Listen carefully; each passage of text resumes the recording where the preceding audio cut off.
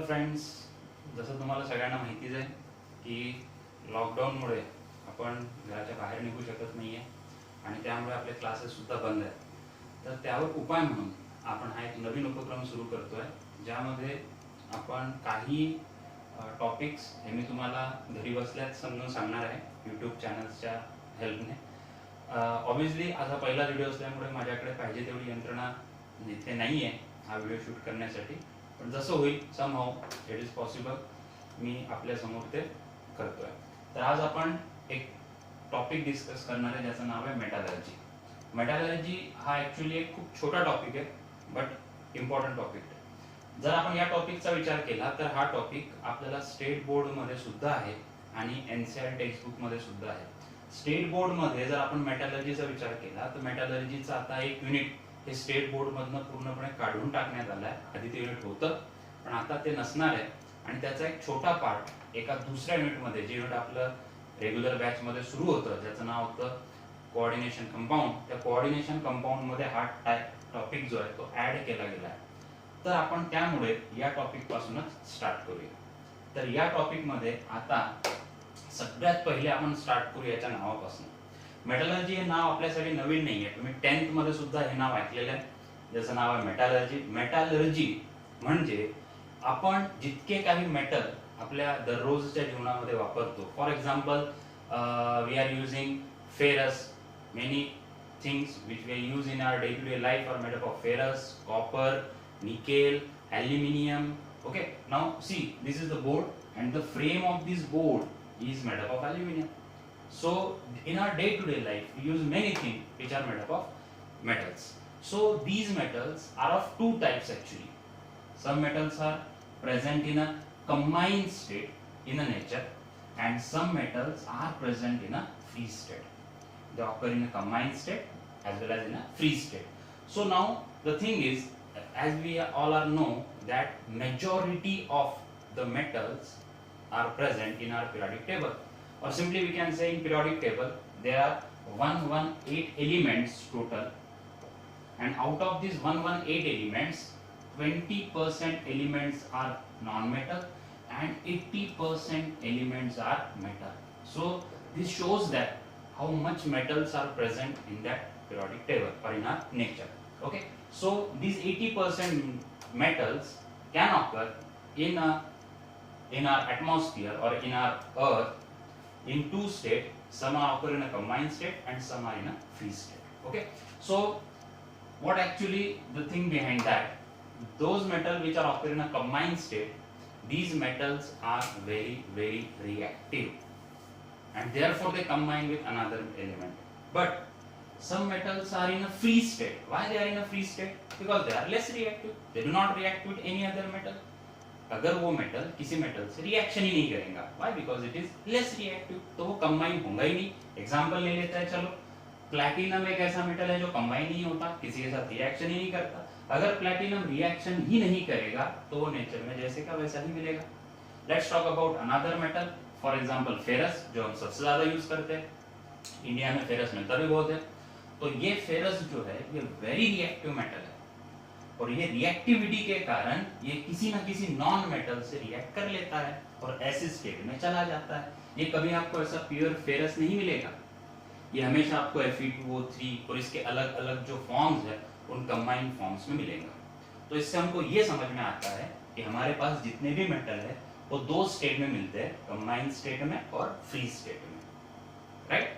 तो अब हमारे यूज में जो आने वाले मेटल है उनमें से कंबाइंड स्टेट वाले जो मेटल है वही हम लोग ज्यादा से ज्यादा यूज करते हैं. आप देख रहे होंगे, आपने फेरस का नाम मैंने लिया जो हम लोग सबसे ज्यादा यूज करते हैं, प्लैटिनम का नाम हमने लिया, सॉरी नॉट प्लैटिनम, हमने लिया एल्यूमिनियम का नाम जो हम सबसे ज्यादा यूज करते हैं, कॉपर का नाम लिया जो भी हम सबसे ज्यादा यूज करते हैं. तो ये सारे मेटल हम सबसे ज्यादा यूज करते हैं और वही मेटल जाके बैठे हुए कंबाइंड स्टेट में.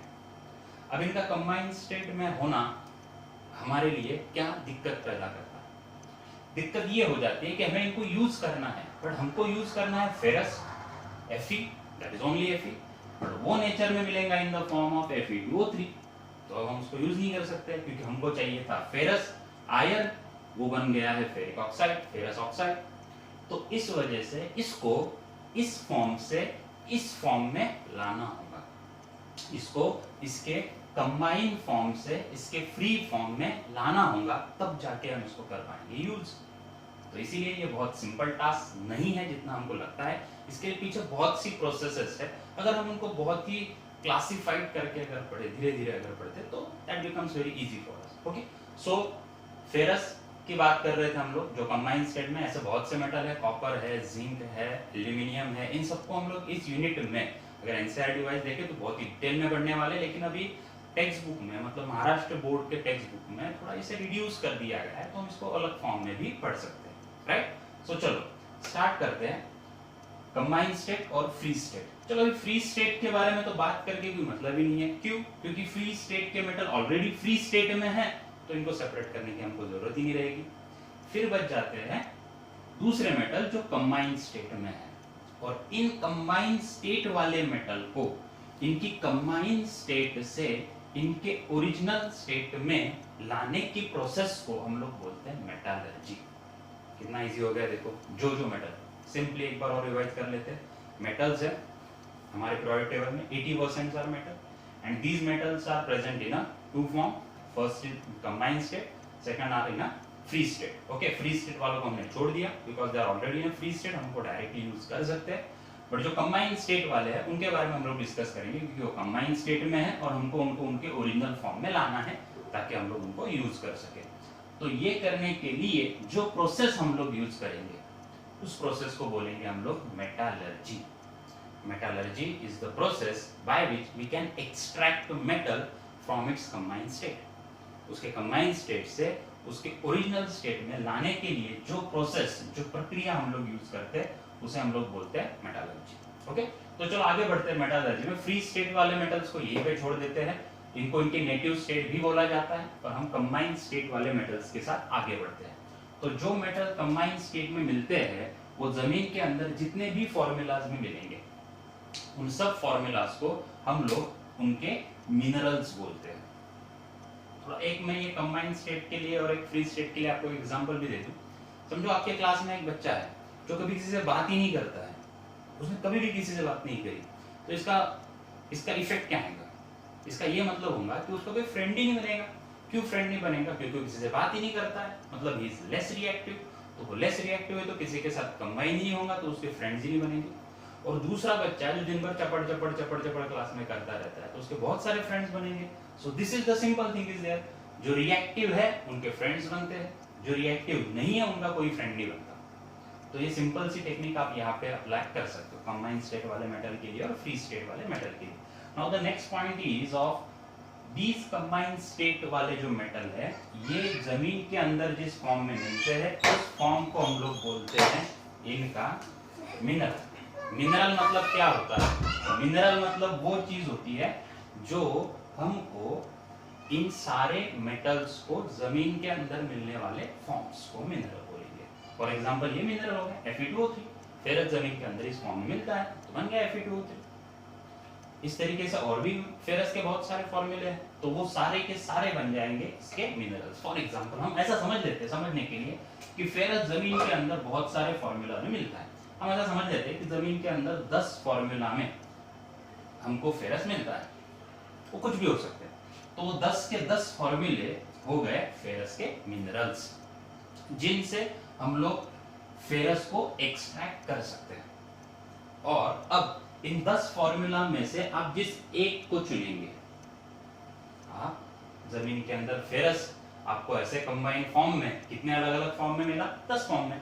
10 में से आप जिसको चुनेंगे कि भाई इसको चुनते हैं, ये 10 फॉर्मूले आपके पास अवेलेबल है। सिंपली हमारे क्लास में क्या होता है, हमारे क्लास में एक नोटिस आती है कि रनिंग कंपटीशन है, और चलो रनिंग कंपटीशन में किस किस को हिस्सा लेना है, तो वही लोग हाथ ऊपर करते हैं जिनका रनिंग का स्पीड अच्छा होता है, राइट। उनमें से भी टीचर एक ही को चुनता है जो बहुत ही फास्टेस्ट रनर होगा। तो वैसे यहाँ पे हमारे पास we are having 10 formulas, but what we have to do, we have to choose any one of them.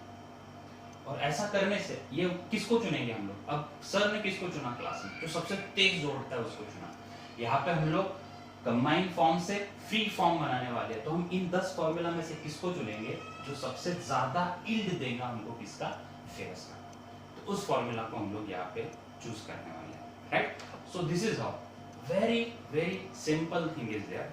आपको इस तरीके से मिनरल्स मतलब बहुत सारे हो सकते हैं, बट ओर्स उनमें से चुन के जो कुछ बनाए जाते हैं उनको बोला जाता है ores. Okay, so mineral is the any formula in which our metal is present in a combined form, but ore are the very specific compounds which we are chosen from the minerals only, and these are very useful for extraction of metal, and even they are beneficially required, और beneficially जो ज़्यादा से ज़्यादा product हमको दे पाए, जिससे हमको benefit हो, ऐसा। फॉर एग्जाम्पल एक सिंपल सा एग्जाम्पल यहाँ पे कंसिडर करते हैं। चलो 10 फॉर्मूले हमारे पास थे, 10 में से ऐसा समझते हैं कि 2 नंबर वाला फॉर्मूला एक बंदे ने चूज किया फेरस के एक्सट्रैक्शन के लिए, और 4 नंबर वाला फॉर्मूला मैंने चूज किया एक्सट्रैक्शन के लिए। उसने 2 नंबर वाला जो फॉर्मूला उसने चुना था उससे उसने फेरस बनाया, और उसको फेरस बनाने के लिए 20 रुपीज पर केजी का खर्चा है, 20 रुपीज पर केजी। और मैंने जो चुना था फेरस बनाने के लिए, जो मिनरल मैंने चुना था, उस मिनरल से मैंने भी फेरस ही बनाया, लेकिन मुझे खर्चा आया 15 रुपीज पर केजी का। इसका मतलब क्या है, सिंपल मीनिंग क्या है कि उसको जो फेरस 20 रुपए में मिला वो मुझे 15 रुपए में मिला। तो बाजार में जब बेचने की बात आएंगी तो मैं ज्यादा प्रॉफिट कमा सकता हूँ, और जिस कीमत में उसको मैं बेचूंगा उस कीमत में ये बेच भी नहीं सकता है। तो इसीलिए बेनिफिट देखना पड़ता है कि कहाँ पे हमको ये सब बेनिफिशियल हो जाए। तो इसीलिए 10 फॉर्मूला में से जो फॉर्मूला सबसे ज्यादा यील्ड, प्रोडक्ट यील्ड हमको देता है, उस फॉर्मूला को हम लोग यहाँ पे चूज करते हैं, and that one formula is called as ore. It is ore. तो ये है बेसिक कंसेप्ट मिनरल और ओर की। तो आपको सिंपल समझ में आ चुका होगा कि एक मेटल जमीन के अंदर जितने सारे कंबाइंड फॉर्म में मिलता है वो सारे कंबाइंड फॉर्म हो गए उसके मिनरल्स, और उनमें से जिस स्पेसिफिक कंबाइंड फॉर्म को हम लोग चुनेंगे उस मेटल के एक्सट्रैक्शन के लिए, उसको हम लोग बोलेंगे or. Okay, so this is how the basic concepts are given. ओके, तो इस तरीके से हमने ये पॉइंट जो है वो कंप्लीट किया हुआ। ओके, सो अगले वीडियो में इसके आगे की बात करेंगे। Thank you.